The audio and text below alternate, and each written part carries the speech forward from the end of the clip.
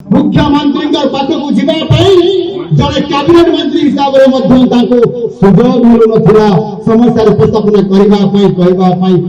अनुमति मिलू ना सांसद माने विधायक माने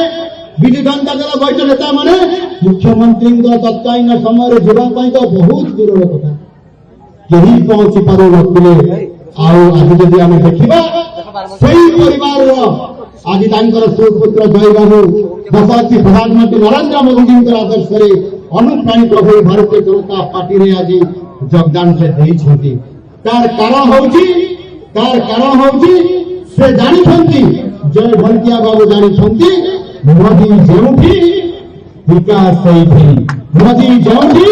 विकास बीजेपी जो विकास वास्तविक आज ये कथा को जानवाई कोशिश आमको असुविधा नहीं कारण निश्चित भाव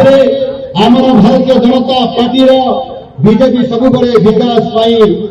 सेवा करने राजनीतिक दल हिसाब से आज प्रतिष्ठित ये दाड़ी पका कम आमर नुह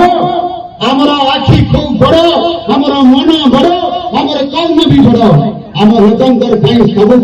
बहुत बड़ बड़ कथा चिंता करूँ समृद्ध ओडिशा गठन करने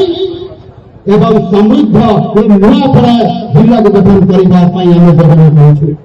जो समृद्ध ओडिशा हम विकसित ओडिशा हम